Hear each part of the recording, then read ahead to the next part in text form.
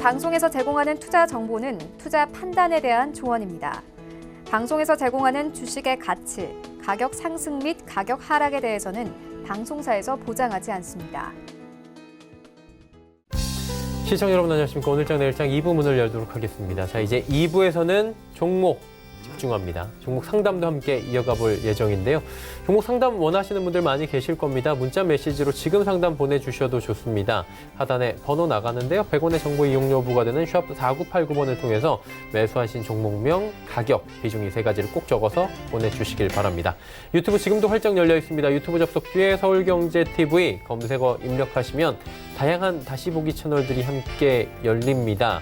예, 라이브 채널, 실시간 채널 함께 들어와 있는데요. 클릭해서 들어오시면 언제 어디서나 실시간으로 저희 서울경제TV 시청하실 수가 있으니까 유튜브도 많은 이용 부탁드리도록 하겠습니다. 코스피부터 잠깐 확인해 보도록 하죠. 2140선 위아래로 계속 움직입니다. 2138포인트대고요. 현재는 하루간의 흐름을 좀 정리해 보면 보시는 것처럼 장중에 2142포인트대까지 1시 이후부터 치고 올라갔습니다. 그리고 현재 살짝 숨고르기 들어왔는데 그래도 장중 고점에서 그렇게 멀지 않습니다. 수급 주체 확인해 보도록 하죠. 오늘은 외국인입니다. 1,709억 원의 외국인 순매수, 기관 매도 물량 많이 줄였고요. 특히나 연기금 팔다가 지금 매수로 전환을 했습니다. 28억 원 매수로 전환이 됐고요. 금융투자 계속 삽니다. 개인은 1,752억 원대까지 매도 물량 쌓았네요. 다음 살펴보도록 하죠. 코스닥도 670 부근에서 계속 공방벌입니다. 669, 670 부근에서 왔다 갔다 하는데 흐름 보도록 하죠. 장중 고점 670.79 그리고 현재 포인트도 670 부근입니다. 수급 주체 보시면 개인 외국인의 쌍끌이 매수 그리고 기관의 매도인데 기관은 아직까지는 전 주체가 파는데 연기금이 9억 원대까지 매도 물량 줄였습니다. 환율도 살펴보도록 하죠. 환율이 1160원에서 정확히 멈춰 있습니다. 지금 1160원 계속해서 지지 확인을 하고 있는 모습인데 어젠 장중에 그리고 종가 기준으로 오랜만에 1160원이 무너지기도 했었습니다. 금일폰 방송에서 제공해드리는 정보는 투자 판단에 대한 조언일 뿐입니다. 해당 주식의 가치와 수익률 보장해드리지 않는다는 점 참고해 주시길 바랍니다. 2시 43분 지나고 있습니다. 이 시각 특징주 바로 살펴봅니다. 정보경 캐스터입니다. 네, 장초반 혼조세를 보이던 코스피는 상승폭을 키워가면서 2140선 부근에서 움직이고 있습니다. 코스닥도 강보합권에 위치하고 있는데요. 이 시각 이슈 종목들 어떤 게 있는지 지금부터 만나보시죠.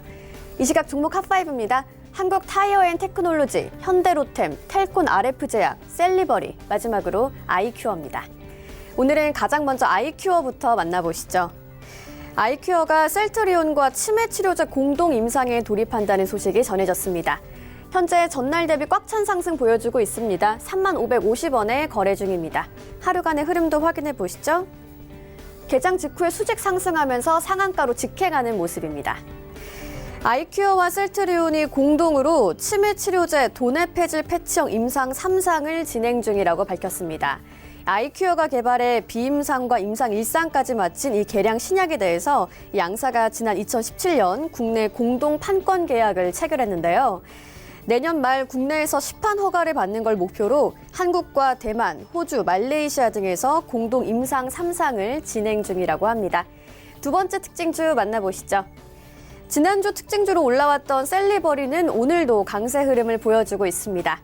현재 전날 대비 27% 넘게 급등했습니다. 69,200원에 거래 중입니다. 하루간의 등락폭도 확인해 보시죠. 하락 출발했던 주가가 장 초반에 급증하는 모습입니다. 글로벌 제약사 다케다가 셀리버리의 본사를 방문했다는 소식이 전해졌습니다. 양사가 공동 진행 중인 뇌신경 질환 치료 신약 후보물질 개발 프로젝트와 관련해서 대규모 컨퍼런스를 개최했다고 밝혔는데요. 국내 바이오 업계가 치매 치료제 개발에 본격적인 움직임을 보이면서 앞서 소개해드린 아이큐어를 비롯해서 셀리버리와 오성 첨단 소재 등 관련주들이 동반 강세를 보이고 있습니다. 다음 종목 만나보시겠습니다. 신약 개발업체인 비보존의 호재에 힘입어서 관계사인 텔콘 RF제약이 급등세를 보이고 있습니다. 현재 전날 대비 22.01% 올랐습니다. 9,370원에 거래 중입니다. 하루간의 등락폭도 확인해 보시죠. 오늘 꾸준히 상승폭을 키워가는 모습입니다. 최고가 9,590원입니다. 비보존이 한국 장외 주식시장에서 연일 고공행진을 하고 있습니다. 비마약성 진통제인 오피란제린에 대한 임상 결과 기대감 속에 신고가 흐름을 이어가고 있는 건데요. 이 같은 소식에 비보존의 최대 주주인 텔콘 RF제약 오늘 급등하고 있고요. 또 다른 관계사인 오스텍파마의 주가도 동반 상승하는 모습입니다. 다음 종목 만나보시겠습니다. 북미 정상회담 개최에 대한 기대감에 대북 관련주들이 오늘 상승세를 보이고 있는데요. 현대로템의 상승폭이 눈에 띕니다. 현재 전날 대비 3.42% 올랐습니다. 16,650원에 거래 중입니다. 하루간의 흐름도 확인해 보시죠. 오늘 내내 빨간불을 켜주고 있습니다. 최고가는 16,950원입니다. 국정원은 비공개 국정감사에서 북미 실무회담이 11월 중이나 늦어도 12월 초에 개최될 것으로 전망했습니다. 북한의 김정은 위원장이 12월 정상회담을 정해놓은 것으로 파악한다고 밝혔는데요. 이 같은 소식에 현대로템을 비롯해서 좋은 사람들, 현대엘리베이 등 대북 관련주들 오늘 상승세를 보여주고 있습니다. 오늘의 마지막 특징주는 국내 1위 타이어 업체인 한국타이어앤테크놀로지입니다. 현재 전날 대비 8.19% 올랐습니다. 35,650원에 거래 중입니다. 하루간의 흐름도 확인해 보시죠. 최저가 32,950원, 최고가 36,450원 사이에서 움직이고 있습니다. 한국타이어는 3분기 어닝 서프라이즈를 내놓으면서 실적 바닥을 확인했다는 분석에 힘이 실리고 있습니다. 3분기 매출액이 시장 예상치를 웃돌았고요. 앞으로의 점진적인 이익 개선도 기대되는 상황인데요. 한국, 중국에서의 판매량은 줄었지만 연결 대상 범위가 확대됐고 환율 효과로 인해서 매출이 증가했다는 분석이 나오고 있습니다. 지금까지 이 시각 종목 핫5의 정보경이었습니다. 네, 마감 전략 이어갑니다. 메리츠증권증권 영업부의 권홍섭 대리 연결되어 있습니다. 안녕하세요. 네, 안녕하십니까. 예, 오늘 시장도 장 초반보다 지금 후반이 더 괜찮은 모습들을 보여주고 있습니다. 장 흐름 정리해 주시고요. 마감 전략까지 한번 들어볼까요? 네, 오늘 우리 코스피 시장의 경우에는 외국인이 장 초반부터 매수에 가담을 했습니다. 일단 미국과 뉴욕 증시가 3대 지수가 모두가 최고가를 경신하는 등 그런 흐름들이 나타났기 때문에 지금 현재 우리나라 증시에도 외국인이 1,700억 가량 수급을 나서는 걸로 보여지고 있는 상황입니다.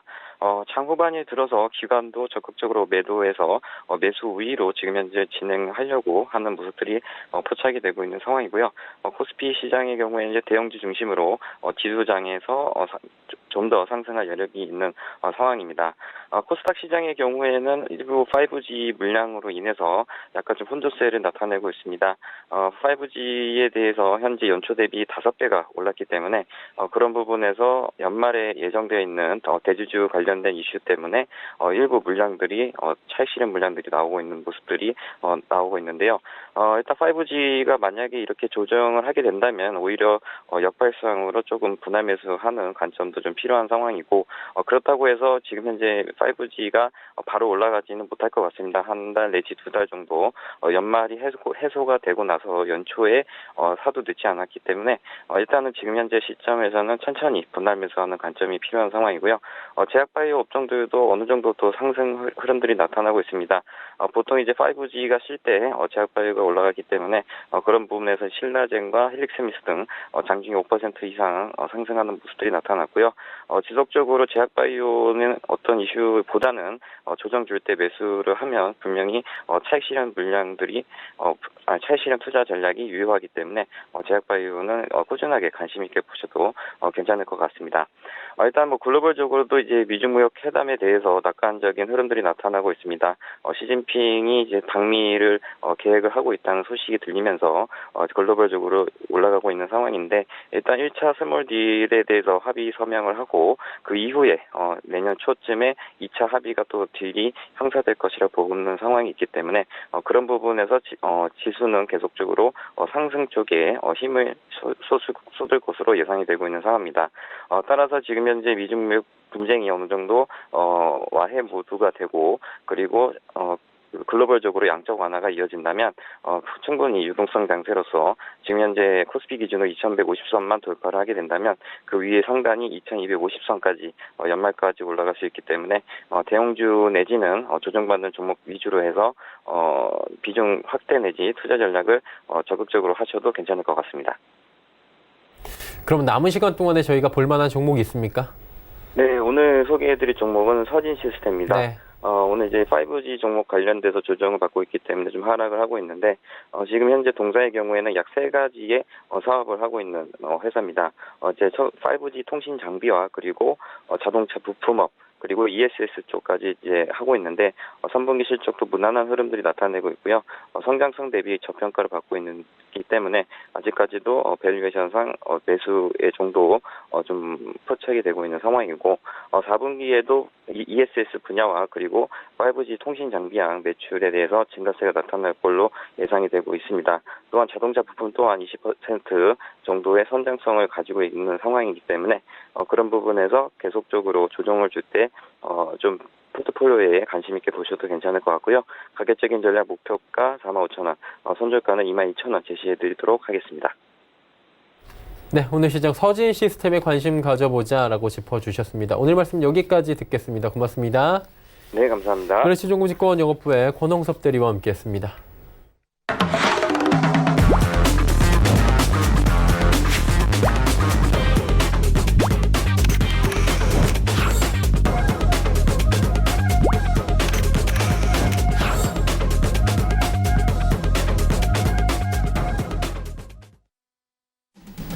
오늘 시장 일장 2부 함께 하고 계십니다. 이제 두 분의 전문가와 함께 종목 이야기 상담 바로 이어가도록 하겠습니다. 오늘은 샘플러스의 하채기 전문위원 AR 인베스트먼트의 오현진 팀장과 함께합니다. 어서 오세요. 안녕하세요. 예. 일단 뭐 시장을 하위원과 살짝 먼저 짚어본 뒤에 들어가 보도록 하겠습니다. 예. 오늘만 뭐 시장 4번 짚었다고 저한테 볼멘 소리를 하셨는데 그래도 짚어주셔야죠. 예. 예. 아침에 제가 그 장 출발하기 전에 증시와에 대해서 이제 한번 시장에 대해서 언급을 좀 드렸었습니다.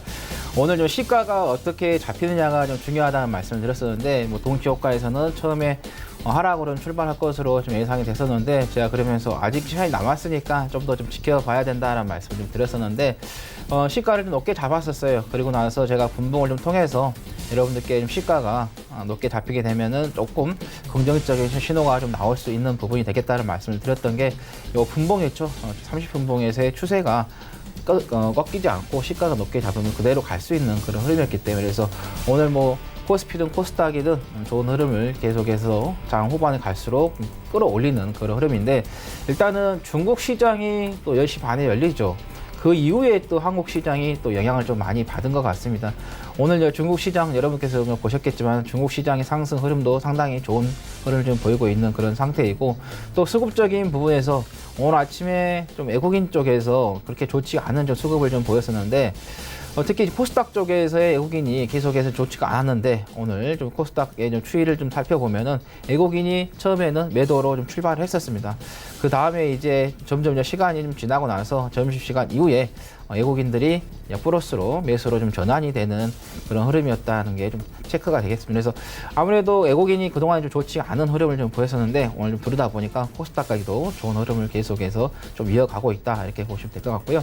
뭐 제가 또 예전에 여러분들께 말씀드렸던 게 시장이 8월 6일에 공포가 왔을 때 중장기적으로 계속해서 우상향하는 흐름을 좀 만들어낼 것이고 중간에 한 번 정도는 쉬어가는 그런 흐름을 좀 만들어낼 것이다 라고 말씀을 드렸는데 오늘 좀 시장 같은 경우는 지난번에 삼성전자 주가를 좀 통해서 봤을 때 조금 쉬어갈 수 있는 그런 흐름이 좀 나올 뻔했는데 중국에서의 그 차이신 지표가 상당히 좋게 나왔고 그 다음에 미중 간의 무역 협상에 있어서의 긍정적인 좀 이야기가 나왔습니다. 원래는 이제 아이팩에서의 뭐 사인을 하게끔 거의 계획이 잡혔었는데 좀 약간 좀 미뤄지는 그런 흐름을 좀 보였겠지만은 뭐 미국에서도 계속해서 장소 이야기를 좀 꺼내고 있고 그 다음에 또 중국에서도 뭐 중국이라든가 마카오 이런 중국 근접 국가들에 대해서 좀 이야기하는 그런 부분이 되겠다라는 말씀드리면서 원달러 지수도 좀 보시면 아시겠지만은 121선이 붕괴가 돼버렸습니다. 그러면서 제가 장기 이평선이 좀 붕괴가 됐다라는 말씀을 좀 드렸던 좀 기억이 나겠고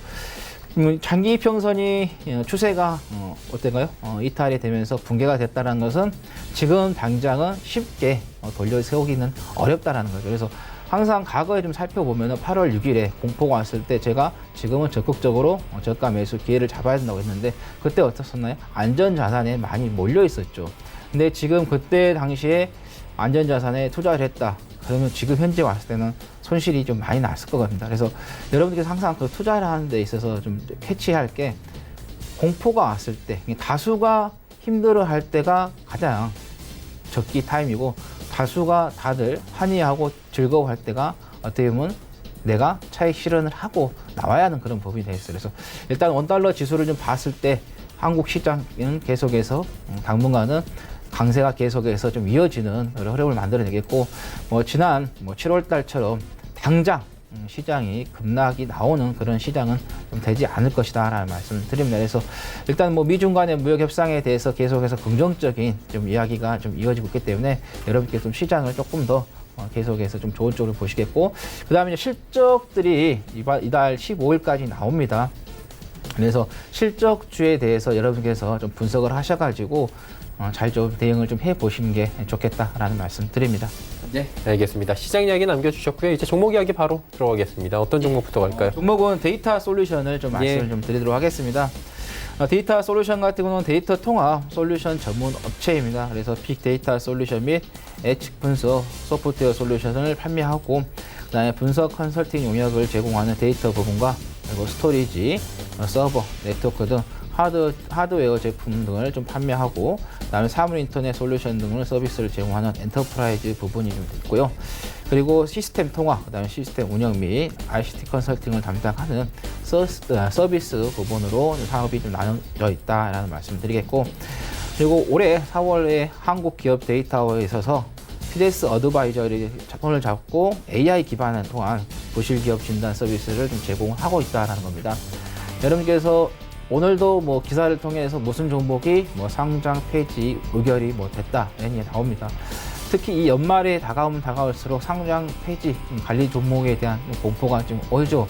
그런데 개인 투자자분들께서 그런 것을 좀 어떻게 보면 걸러내기가 좀 어려운 부분이 있는데, 그런 부분에 있어서 많은 도움을 좀 줄 수 있는 그런 되겠다. 그래서 우리가 조금 투자를 하는 데 있어서 좀 더 안정적인 투자를 좀 할 수 있게끔 그런 부실 기업 진단하는 서비스를 좀 제공하고 있다는 말씀 드리겠고, 그다음에 문재인 대통령께서 중간중간에 국무회의라든가 아니면 어디 방문해가지고 이야기할 때마다 인공지능에 대한 이야기를 계속해서 하고 계십니다. 이 인공지능이라는 사업 자체가 우리나라만 이 사업이 활성화가 되는 게 아니라 글로벌 시장이 다 활성화가 됩니다. 그래서 우리나라뿐만 아니라 일본이라든가 미국, 중국 등 전 세계가 이 사업이 좀 커지는 그런 부분이기 때문에, 그래서 이 AI 관련된 이 산업 같은 경우도 단기간에 끝날 사업이 아니라 중장기적으로 계속해서 성장하는 그런 사업이 좀 되겠다라는 말씀 드립니다. 그래서 정부에서 또 이 인공지능 쪽에 대해서 투자 이야기가 나왔었죠. 내년에 한 1조 7천억 정도 투자를 하겠다라는 투자 이야기가 나왔기 때문에, 우리가 정부가 어떤가요? 국민들에게서 세금을 걷습니다. 세금을 걷어서 그걸 모든 세금을 다 골고루 분산을 해서 투자를 하기는 어렵습니다. 네. 일정 부분은 집중적으로 투자를 해야 할 때가 있죠. 뭡니까? 성장입니다. 우리나라만 도태가 될 수 없기 때문에 글로벌 시장이 거기에 발을 맞춰서 가면 우리도 갈 수밖에 없는 거죠.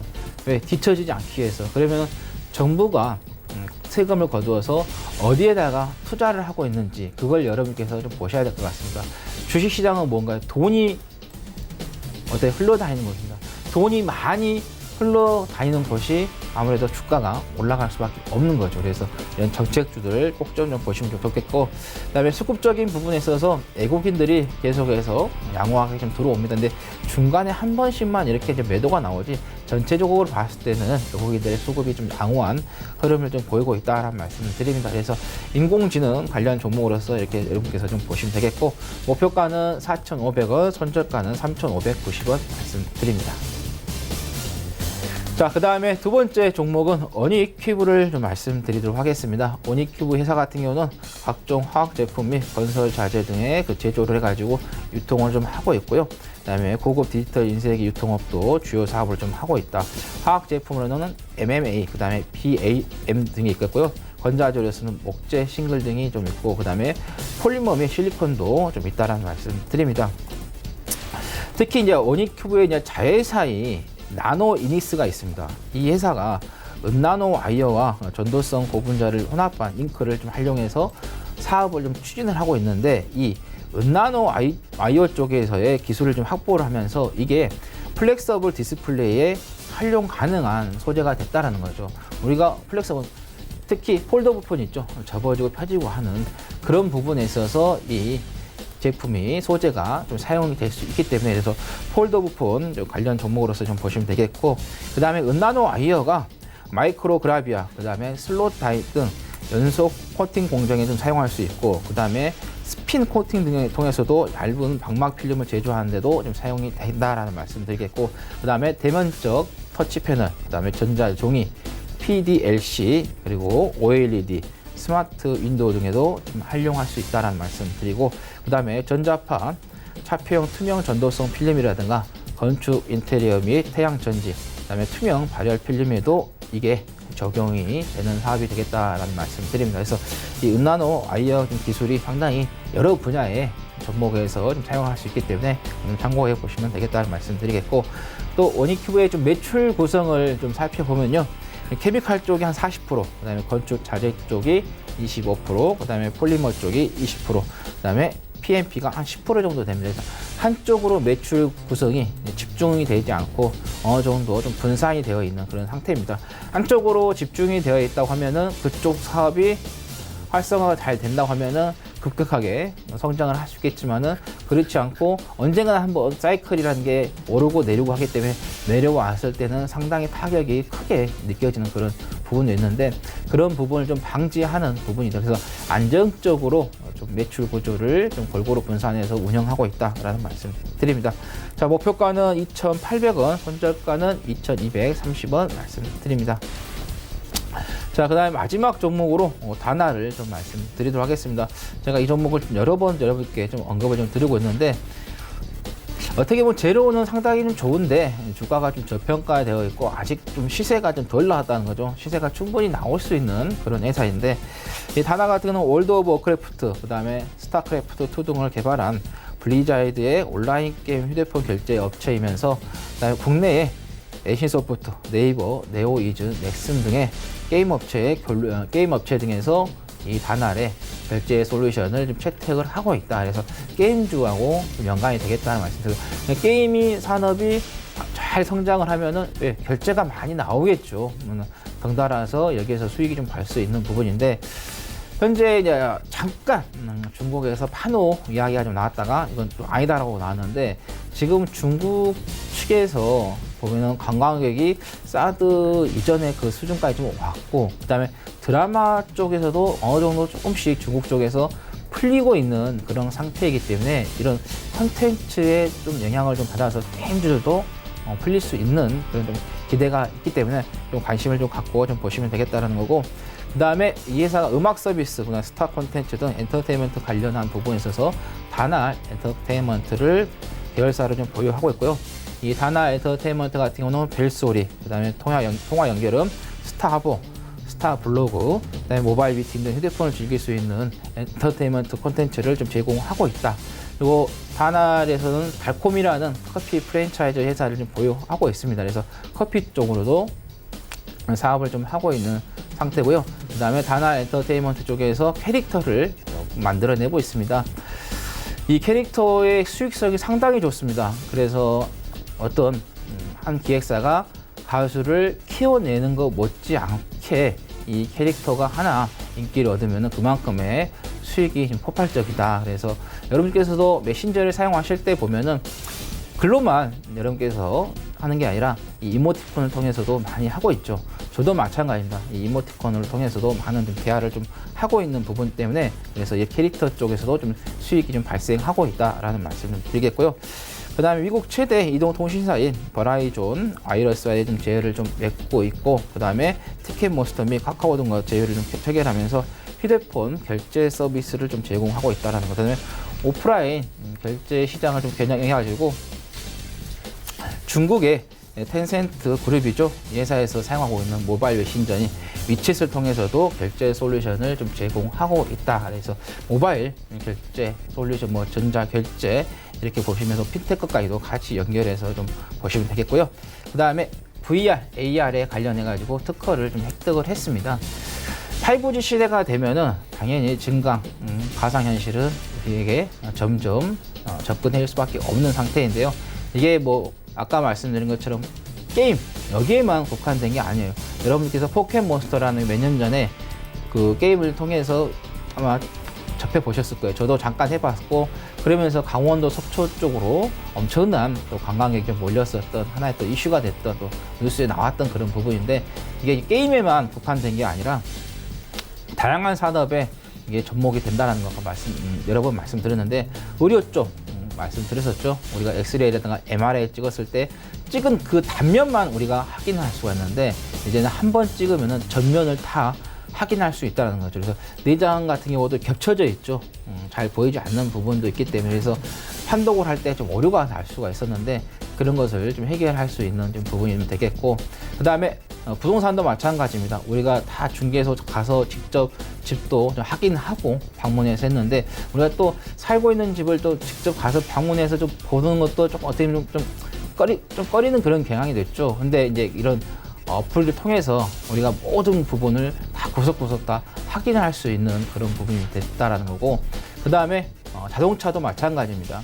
이 시뮬레이션 통해서 우리가 다 운전을 해볼 수 있다는 거죠. 그래서 자동차 판매 대리점들도 점점 더 감소할 수 있다는 게 바로 이런 기술들이 나왔기 때문에 그런 거고 그 다음에 가구도 마찬가지입니다. 우리 집에 어떤 가구가 필요해서 가구점 가서 보고 이게 우리 집에 어울릴 것 같다 해서 사서 구매해서 가지고 왔더니 막상 보니까는 배치해 보니까 어울리지 않더라는 거죠. 근데 이런 증강현실, 가상현실을 통해서 우리가 어때요? 직접 우리 가정에다가 배치를 해서 확인을 할 때 훨씬 더 그런 부분에서 오류를 좀 줄일 수 있고 빨리 판단할 수 있다는 거죠. 옷 같은 경우도 마찬가지예요. 특히 이 옷 같은 경우는 여자분들께서 많이 구매하셔가지고 반품도 많이 합니다. 내가 입었을 때 괜찮을 것 같은데 보면 사이즈가 좀 안 맞거나 아니면 색상이 잘 어울리지 않거나 해서 반품을 많이 하는데 그런 것도 우리가 감소할 수 있다는 거죠. 왜? 나에게 직접 배치를 해가지고 사이즈라든가 어울리는지 안 어울리는지 다 확인할 수 있는 그런 부분. 그래서 또 분사적으로도 많이 사용할 수 있는 부분이고 이제는 디스플레이 같은 것도 마찬가지입니다.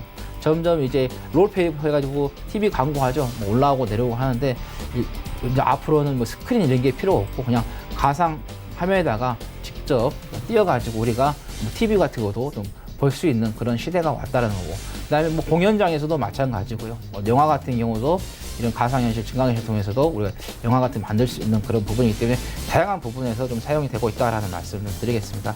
그리고 카카오뱅크 원래 카카오에 대한 바코드 결제 인프라를 좀 제공하고 있고 KT의 결제 솔루션 전문 기업인 MC페이하고 제휴를 통해서 배달 전용 간편 결제인 페이온 플러스 앱을 좀 출시를 해서 저희들 아까 말씀드린 것처럼 피텍하고 좀 관련해서 나오고 그다음에 인터넷 전문 은행인 K뱅크의 좀 지분을 지금 소유를 하고 있습니다. 그래서 인터넷 은행 같은 경우도 국내에서의 정부가 계속해서 추진을 하려고 하고 있기 때문에 그래서 그런 부분 되겠고 그 다음에 삼성페이의 온라인 서비스를 좀 제공하고 있고 또 최근에 또 삼성과에 있어서도 또 하나의 또 서비스를 좀 오픈을 했었습니다. 결제 있고 그 다음에 블록체인하고도 좀 관련이 됩니다. 뭐 중국 가상 화폐 거래소의 호흡이 업비트에 이제 본인 인증 서비스를 제공하면서 상장되어 있는 그런 부분도 있고 그다음에 뭐 경희대학과에서의 블록체인으로 해서의 플랫폼 쪽에서도 사업을 좀 진행을 하고 있는 그런 상황이고요. 그다음에 여기에서 멈추지 않고 신용평가 사업 쪽도 좀 하면서 사업을 좀 확대시키고 있는 부분인데요.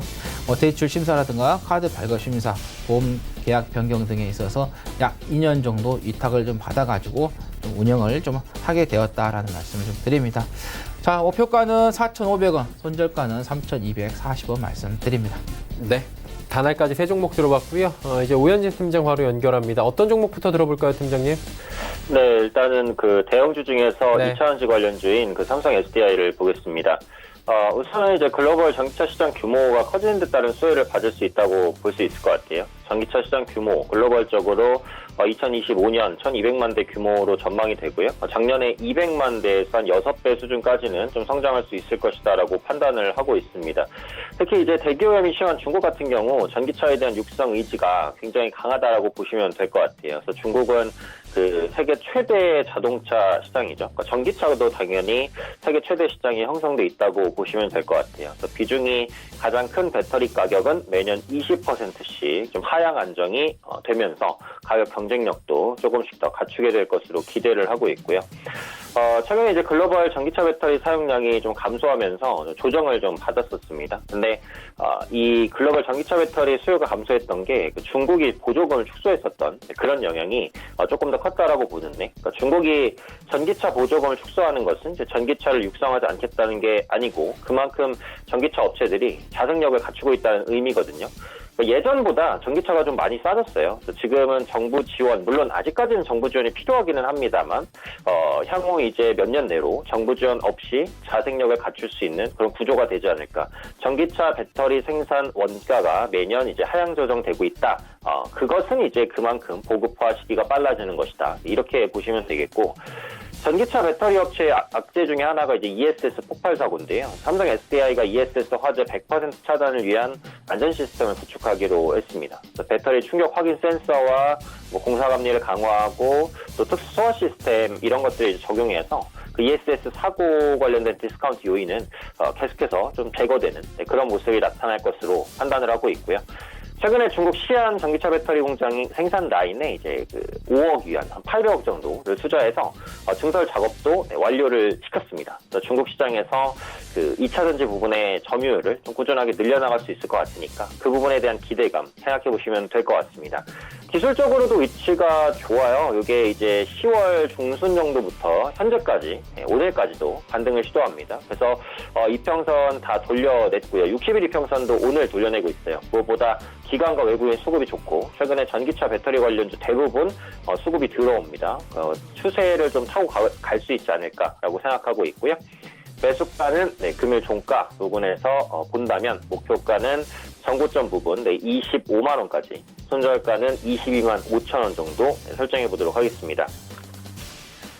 두 번째 종목은 이제 개별주라고 볼 수 있겠네요. 이게 우리넷이라는 종목인데요.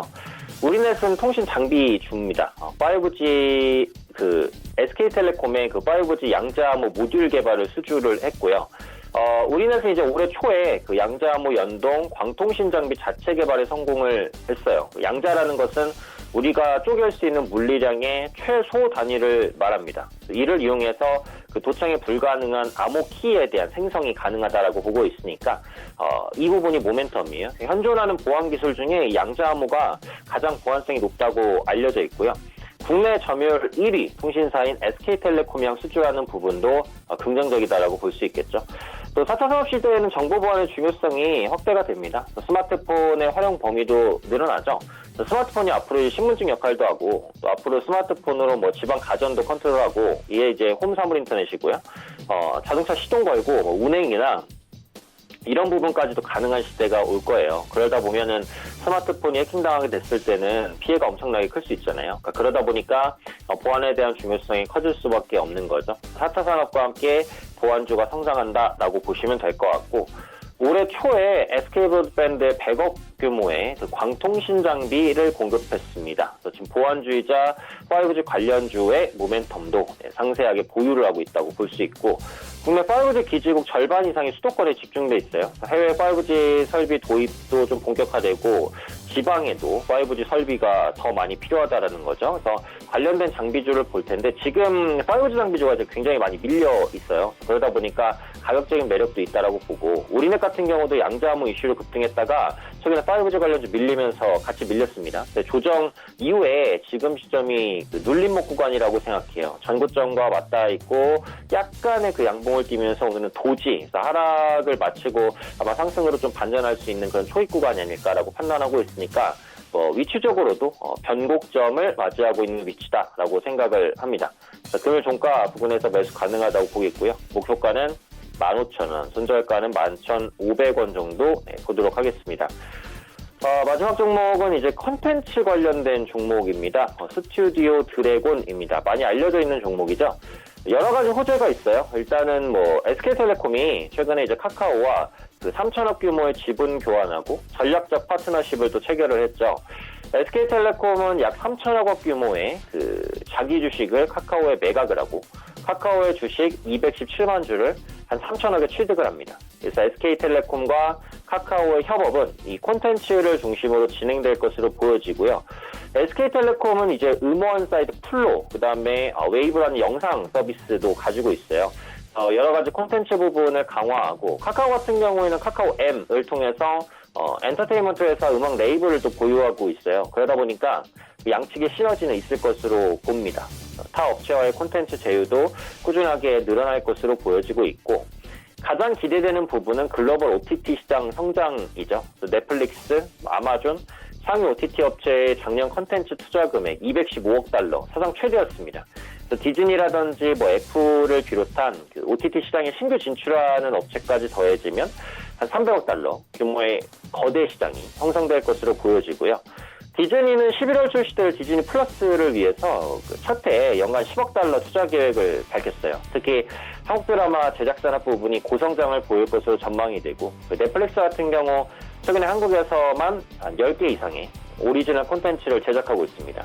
스튜디오 드래곤은 국내 주요 콘텐츠 공급사죠. 이 중에 3개에서 4개 정도를 아마 스튜디오 드래곤이 제작을 담당할 가능성이 있어요. 그에 따른 수혜 기대감이 충분히 있다는 부분도 염두를 해두시면 될 것 같아요. 기술적으로 9월 달의 고점을 최근에 돌려냈고요. 지금 장기 이평선까지 다 돌려냈습니다.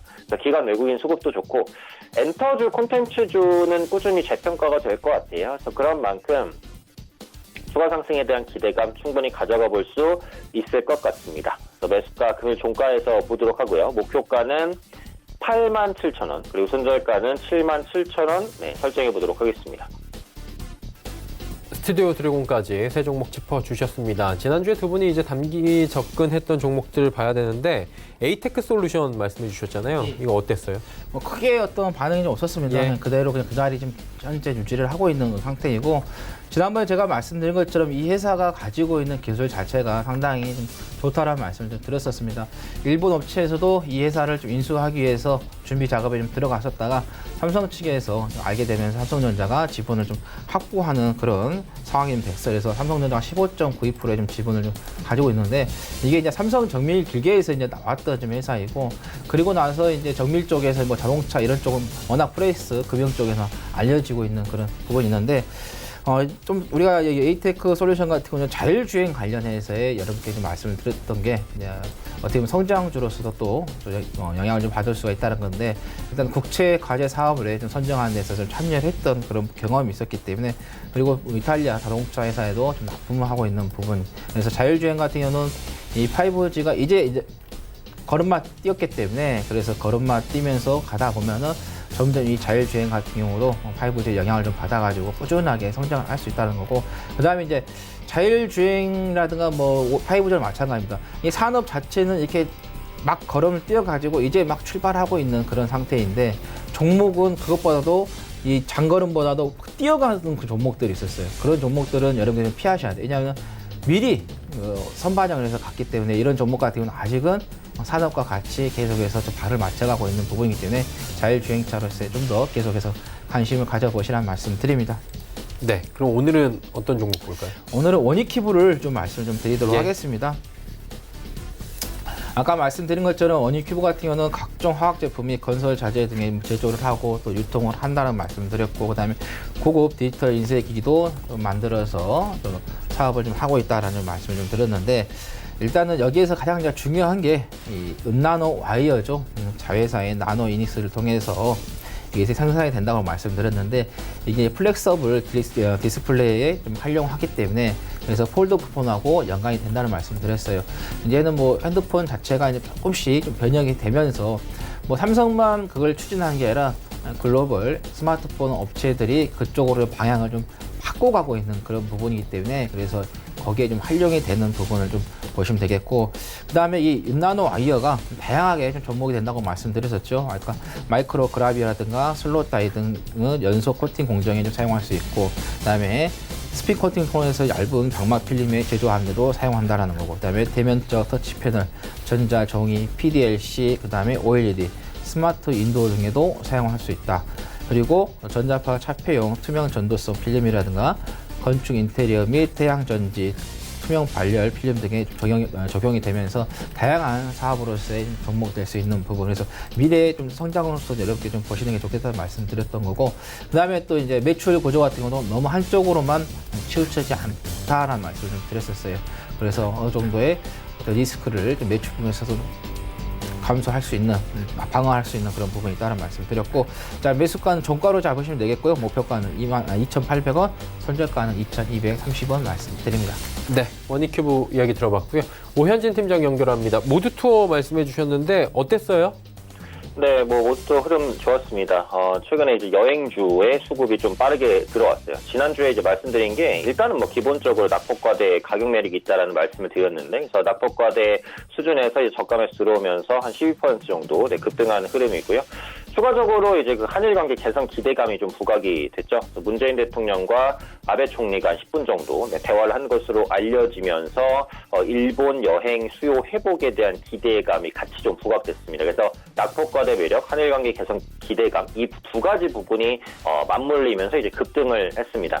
자, 단기 급등했기 때문에 오늘은 약간 쉬어가는 그런 모습들 나타나고 있어요. 그 당시에 제가 말씀을 드렸던 목표가가 17,500원이었는데 딱 17,550원 찍고 밀렸습니다. 그래서 목표가를 달성을 했기 때문에 차익 실현하고 종목을 교체하시는 게 좋을 것 같고요. 지금 가격도 충분히 수익은 나 있는 구간이니까 지금 보유하고 계시더라도 일단은 차익 실현하고 이제 종목을 신규로 들어가는 게 좋겠다 말씀드리겠습니다.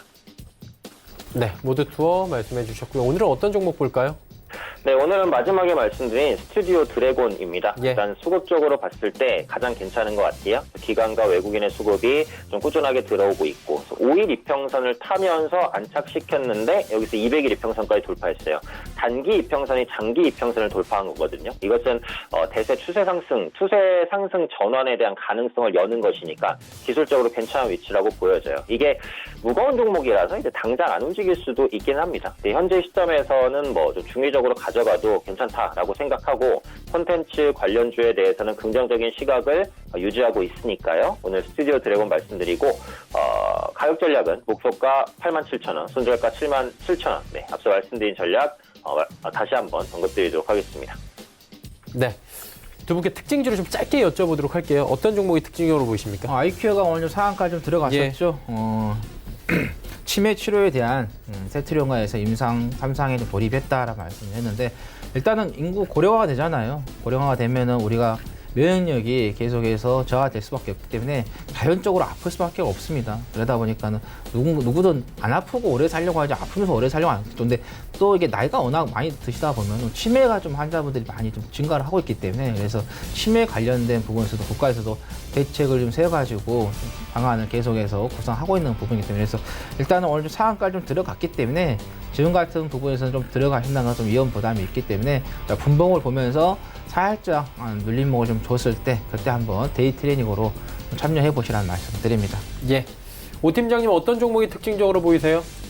저는 이제 현대 로템인데요. 예. 김정은 위원장이 이제 미국 실무 협상을 좀 진행할 것으로 현재 전망을 하고 있습니다. 국정원 관련해서 얘기도 좀 나오고 있는 거고, 지금 경협주 자체가 워낙에 많이 빠졌어요. 어쨌든 많이 빠진 섹터는 한 번 정도 수급이 유입될 수 있거든요. 그런 관점에서 경협주가 이제 큰 이슈가 후속적으로 나오지 않아도 저가 매수가 들어올 수 있다라고 보고 있어요. 경협주의 대표격이라고 한다면 현대로템, 그다음에 대아TI, 아난티 이런 종목군들 들 수 있는데 세 종목 모두 충분히 빠져 있다라고 생각하는 만큼 현 시점에서 저가 매수가 들어올 수 있습니다. 단기 트레이딩을 노리시는 분들이라면 경협주에 대한 단기 전략 한번 말씀드리도록 하겠습니다. 네, 알겠습니다. 자, 종목 상담 한 종목씩만 좀 짧게 가볼게요. 2153번님이 헬릭스미스 99,000원의 비중 20%인데 이 매수가 부근이거든요. 계속해서. 예. 어떻게 합니까? 잘 하신 것 같아요. 수급을 좀 보시고 좀 들어가신 것 같아요. 예. 애국인이라든가 기관 쪽에서 좀 수급이 양호하게 들어오고 있는 상태이기 때문에, 또 오늘도 지금 애국인 쪽에서 수급이 지금 유입이 되고 있는 상태다라는 말씀드리면서, 일단은 매수가는 그대로 잡으시면서 매수가 기준으로 해서의 대응 전략 잡으시면 되겠고, 목표가는 여기 61선이죠. 한 13만 원 정도 좀 부근에서 좀 대응을 하시면 되겠다라는 말씀 드립니다. 네, 알겠습니다. 9763번님이 신세계 인터내셔널 188,900원의 비중 30% 갖고 계시다고 하는데, 오 팀장님 이 가격 보니까 잘 사신 것 같거든요. 어떻습니까? 네, 잘 사셨고요. 지금은 홀딩 하시면 될 것 같습니다. 일단 화장품주는 긍정적으로 보고 있어요. 연말 같은 경우 이제 관군제도 예정돼 있고 중국의 소비 시즌이 본격화됩니다. 또 아모레퍼시픽이 최근에 그 어닝 서프라이즈를 내면서 또 급등을 했단 말이죠. 그래서 화장품주는 전체적으로 실적 개선 초입 구간이다라고 보고 있고 신세계 인터 같은 경우 비디비치 화장품 중국에서 잘 나갑니다. 그래서 매출 확대에 대한 기대감 있고 조정이 올해부터 계속해서 나왔잖아요. 그래서 지금은 저가 매수가 들어올 수 있다고 생각을 해요. 기관 외국인도 매수하면서 추세적인 우상향, 전고점 돌파, 중국 소비 시즌 모든 게 맞물려 있습니다. 그래서 지금은 수익을 충분히 더 누릴 수 있다고 생각하니까 보유하시고요. 목표가는 한 23만 원 정도까지 열어두고 수익 극대화 전략 말씀드리도록 하겠습니다. 목표가 23만 원 오늘 또 제시를 해 주셨습니다. 자, 오늘 두 분은 이쯤에서 보내드려야 될 것 같습니다. 샘플러스의 하채기 전문위원 AR 인베스트먼트의 오현진 팀장과 함께했습니다. 고맙습니다. 감사합니다. 네, 저희도 지수 이제 정리하도록 하겠습니다. 코스피부터 만나보도록 하죠. 지수가 2140포인트 위까지 올라가네요. 2143.08. 동시효과에서는 더 많이 올라왔습니다. 2146, 2150포인트도 이제 얼마 남지 않았는데 하루간의 흐름을 정리해 보도록 하죠. 예, 장 후반에 좀 강하게 치고 올라오는 모습이 포착이 되죠. 2130포인트 위아래로 움직이던 시장이 갑작스럽게 올라옵니다. 그러면서 2143포인트대까지 지금 올라와 준 상황이고요. 수급이 좀 괜찮아요. 예, 기관이 매도 물량 거의 다 청산을 했고요.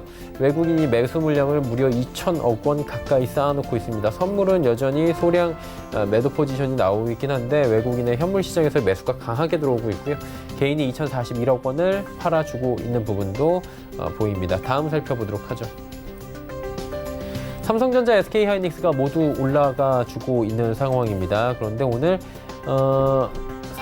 SK하이닉스는 대차 거래가 조금 이제 오늘 늘어나고 있다. 이 부분은 지금 포착이 되고 있고요. 현대차가 오랜만에 기지개 켜내 12만 5천 원대 안착하는 모습입니다. 삼성바이오로직스 소폭 빠지고요. 다음 살펴보도록 하죠. 네이버와 지금 시총의 순위가 좀 바뀌었네요. 네이버가 6위로 내려왔고요. 셀트리온 7위 빠집니다. 현대모비스, LG화학, 신한지주 1%씩 각각 반등에 성공하는 모습입니다. 코스닥 시장 넘어가 보도록 하죠. 670포인트 위로 올라가네요. 양시장 모두 지수 괜찮습니다. 하루간의 흐름 정리해보면 코스닥도 666부터 671까지 올라와 준 모습이고요. 수급 주체 확인해 보도록 하죠. 기관이 팔고 외국인과 개인이 사주고 있는 상황입니다. 외국인이 285억 원 소폭이지만 매수해주고요. 기관은 아직까지는 전주체가 매도입니다. 다음 살펴보도록 하죠. 시총 상위주들인데 셀트리온 헬스케어가 상승 흐름을 여전히 가져갑니다. 그리고 HLB 들어가면 오늘 하락입니다. 낙폭도 꽤 크고요. CJENM 0.52% 빠지고 스튜디오 드래곤도 비슷하게 0.63% 빠집니다. 실적 발표 2거래일 앞으로 다가왔습니다. 펄어비스 여전히 3% 중반대 하락이 계속해서 진행 중입니다. 21만 원 밑으로 내려왔고요. 다음 살펴보도록 하죠. 헬릭스미스가 반등이 좀 크게 나오네요. 10만 원을 훌쩍 넘깁니다. 10만 1,500원대까지 올라와 주면서 8% 중반대의 상승이고요. 메디톡스가 상승폭 조금 더 키웁니다. 3.31%의 상승. 괜찮네요, 흐름.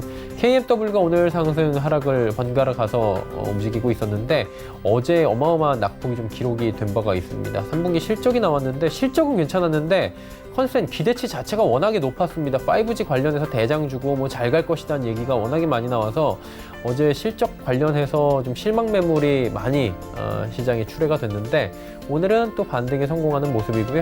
휴젤도 올라갑니다. SK머티리얼즈가 2.24% 하락하면서 마무리 예상됩니다.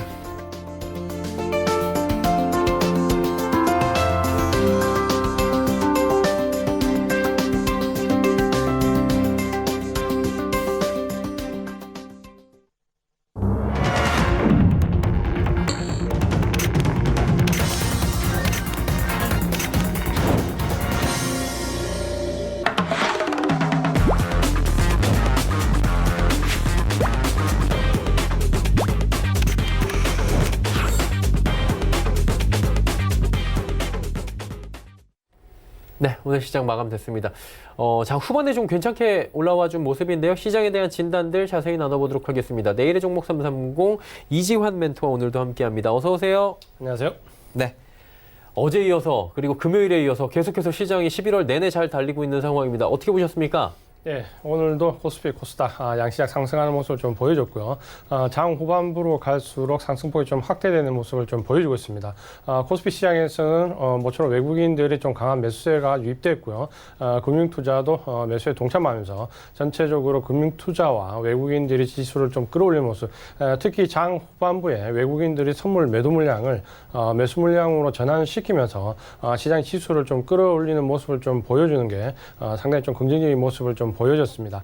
코스닥 시장에서는 개인과 역시 외국인이 매수에 동참하면서 상승하는 모습을 좀 보여줬고요. 전체적으로 이 3분기 실적 시즌과 맞물리면서 미국의 S&P 종목들이 대체로 실적이 잘 나오기 시작하면서 고점을 돌파하는 강세장의 모습을 좀 보여주고 있는데요.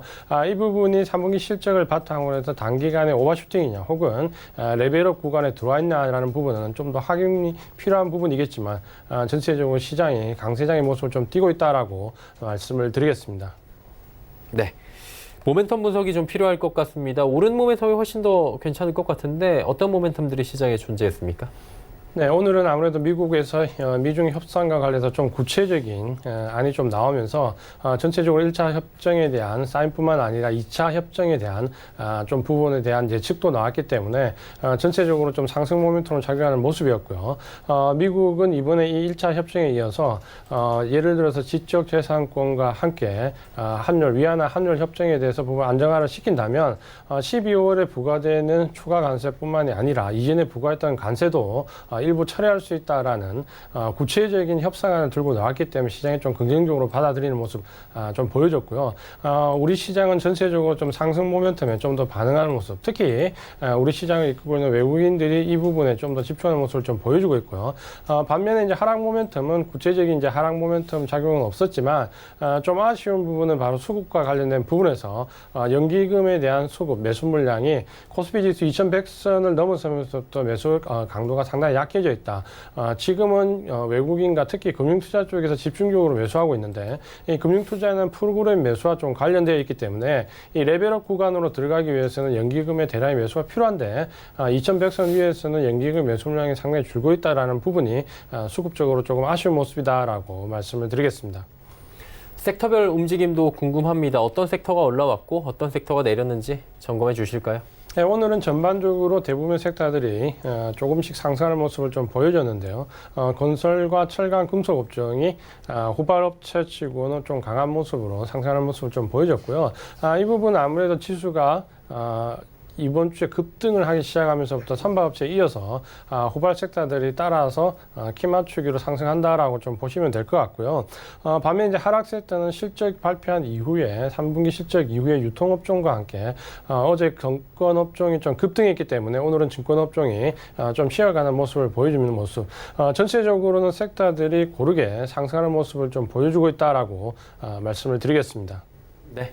섹터별 분석까지 맞춰봤습니다. 지수 정리한 뒤에 이야기 더 나눠보도록 하겠습니다. 코스피 어느 정도에 마감됐을까요? 많이 올라왔네요. 0.58% 올라오면서 2142.62포인트에 거래 마감했습니다. 다음 살펴보도록 하죠. 코스닥도 0.56%나 올라오면서 672.18포인트에 거래 마감했습니다. 환율 어떨까요? 이런 70전 오히려 내려갔네요. 1157원 50전대까지 내려오면서 시장이 마감됐습니다. 내일의 종목 330 이어갑니다. 주제 살펴보도록 하죠. KMW 얘기네요. 상승 전환 시기라고 말씀해 주셨는데 좀 자세히 여쭤보도록 하겠습니다. 5G 대장주입니다. 사실 KMW, 무상증자 뭐 이런 거 다 따져보면 저점 대비 고점 한 6배 올라왔다라고 지금 그래프상 잡히거든요. 많이 내려왔어요. 고점 대비해서 지금. 뭐 실적 얘기도 있는데 자세한 얘기 좀 들어볼까요? 네, KMW는 누가 뭐라고 해도 5G의 대장주입니다. KMW가 왜 5G의 대장주가 되었는가라는 부분은 바로 이 실적과 직결되는 부분이 있습니다. 5G 중에서 KMW만큼 실적이 급격히 드라마틱하게 좋아진 기업은 없다라고 보시면 되겠는데요. 예를 든다면 KMW 같은 경우에 작년에 매출액 같은 경우에는 2,900억대 중반 정도가 나왔습니다. 여기에 영업이익은 마이너스 265으로 260억 적자를 기록했던 회사인데요. 이 5G와 관련된 부분이 적용이 딱 되면서 올해 매출액은 무려 8천억을 상회할 걸로 기대가 되면서 2.5배가 넘는 매출액 2천억대에서 8천억대로 급격히 늘어났고요. 영업이익은 전체적으로 2천억 이상을 기대를 하면서 마이너스 260억 적자에서 2천억 이상 흑자로 그야말로 드라마틱하게 변한 회사였기 때문에 바로 이 실적과 직결되는 부분 때문에 5G에서 대장주의 역할을 해왔고 그만큼 주가가 큰 폭으로 폭등한 기업이다라고 보시면 됩니다. 이 부분이 이제 최근에 KMW가 지수 낙폭을 좀 키우면서 상당히 우려스러운 모습을 보여주고 있는데 3분기 실적 발표는 상당히 좋게 나왔다고 볼 수 있습니다. 다만 시장의 컨센서스가 워낙 높았다라고 보시면 되는데요. 3분기 실적 매출액이 2,600억 중반대, 영업이익이 578억 정도 나왔는데 상당한 금액에도 불구하고 영업이익이 한 600억대 중반, 640억, 50억대를 예상한 컨센서스에는 좀 하회하면서 전체적으로 낙폭이 좀 커지는 모습입니다. 사실 실적에 비해서 주가가 떨어지는 낙폭은 상당히 큰 편인데요. 거기에는 이제 또 다른 이유가 분명히 존재하고 있다라고 말씀을 좀 드리겠고요. 전체적으로 이렇게 왜 실적이 생각보다 좀 좋게 나오지 않았냐라는 부분은 보시면은 KMW 같은 경우는 5G의 바로 밑을 할 수 있는 통신 장비, 특히 MMR 같은 아주 필수적인 통신 장비를 노키아, 삼성전자, 굴지에 5G 관련 회사에 납품을 하고 있습니다. 이 부분 때문에 실적이 급격히 늘어났는데 실적 컨센서스를 상기할 때 한 가지 좀 간과한 부분이 있습니다. 그 부분이 뭐냐면 주로 직판으로 납품을 하기도 하지만 KMW 대량의 물량들은 삼성전자나 노키아 같이 대기업에 일괄적으로 납품하는 물량이 많기 때문에 사실 대기업에 일괄적으로 대량으로 납품을 할 때는 단가가 상당히 낮아지게 됩니다. 이 단가 조정을 거쳐서 낮아지게 되는데 이 부분을 좀 간과하면서 전체적으로 이 MMR이라는 KMW의 가장 주력 제품이 단가 인하 속도가 생각보다 훨씬 빨랐고 또 단가 인하 폭도 상당히 컸다라는 부분이 밝혀지면서 전체적으로 예상했던 영업이익에는 조금 떨어지는 모습을 보여주게 되었다라고 말씀을 좀 드리겠고요. 특히 이제 그 노키아와 관련된 부분에 있어서 지난번에 낙폭이 굉장히 크게 나올 때도 노키아 CEO와 관련된 발언이 좀 있었는데요. 이처럼 KMW는 대기업, 삼성전자나 노키아 같은 굴지 기업에 납품하면서 안정적으로 매출조를 확대해 나가는 부분은 상당히 긍정적이지만 이 전방 산업에 관련된 삼성전자, 노키아가 한번 출렁거리거나 혹은 전체적으로 납품가에 대한 부분이 단가가 인하될 때 좀 충격을 받을 수밖에 없다라고 말씀을 좀 드리겠습니다. 그럼에도 불구하고 왜 이렇게 낙폭이 갑자기 커졌냐라는 부분은 우리가 좀 내재적인 수급을 좀 봐야 되는데요. KMW 같은 경우에는 9월 말까지만 해도 전체적으로 대차 잔고가 한 600만 주에서 왔다 갔다 하는 정도의 움직임을 보였는데요. 이 9월 말, 그러니까 10월 달과 지금 11월 초 한 달 상간으로 해서 이 600만 주 내외의 대차 잔고가 1,100만 주 이상으로 거의 2배 가깝게 급격히 늘어나 버렸습니다. 사실 이 부분을 좀 보신다면 전체적으로 KMW가 상당히 펀더멘탈이 좋지만 단기적으로 대차 잔고가 거의 2배 가까이 늘어났다. 그것도 한 달 정도 만에 그런 기간에 이 정도의 대차 잔고가 늘어났다는 것은 분명히 공매도와 관련된 물량이 한 달 사이에 상당히 많이 유입됐다라는 부분을 좀 확인할 수 있고요. 그런 부분들 때문에 악재가 나올 때 악재가 좀 더 크게 민감하게 반응하는 부분이 주가를 좀 크게 출렁인다라고 보시면 되겠습니다. 이렇게 보신다면은 단기간에 지금 들어와 있는 대차 잔고가 좀 감소되기 전까지는 하락 압박을 좀 받을 수밖에 없다라고 좀 말씀을 드리겠고요. 이 부분이 아마 4분기까지 좀 이어질 개연성은 좀 크다라고 먼저 말씀을 드리겠습니다.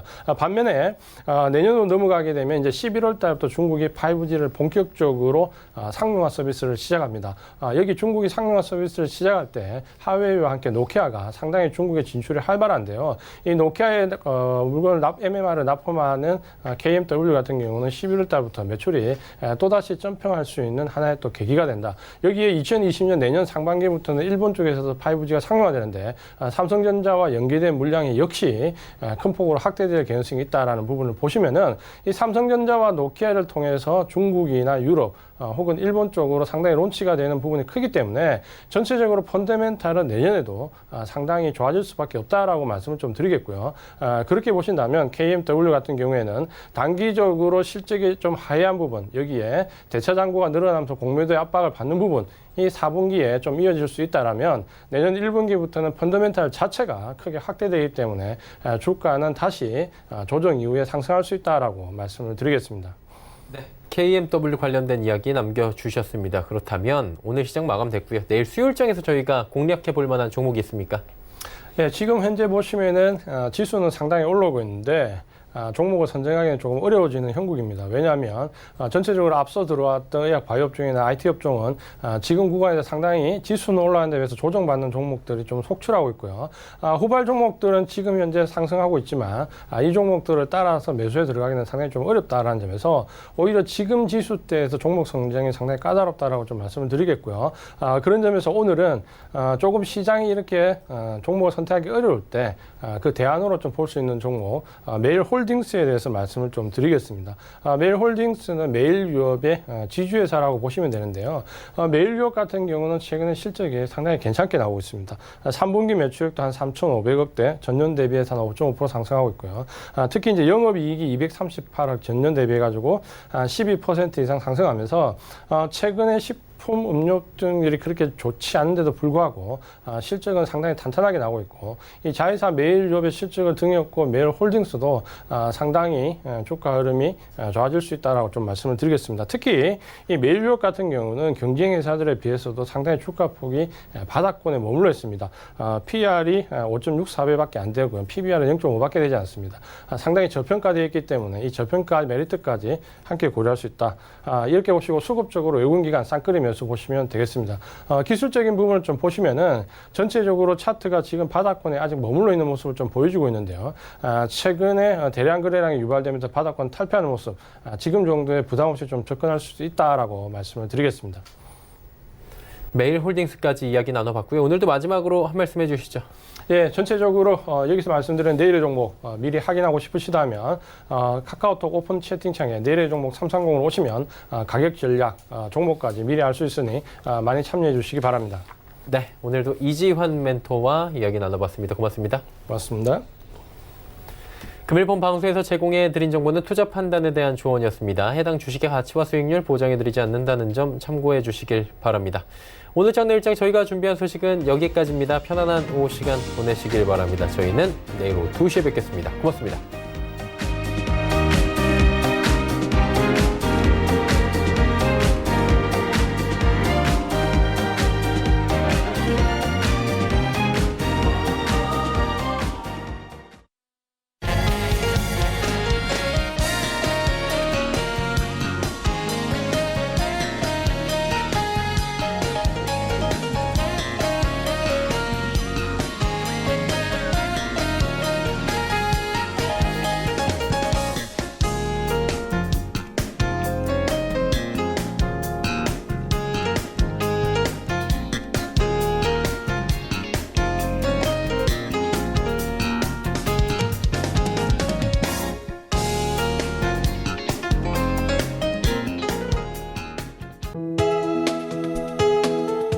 방송에서 제공하는 투자 정보는 투자 판단에 대한 조언입니다.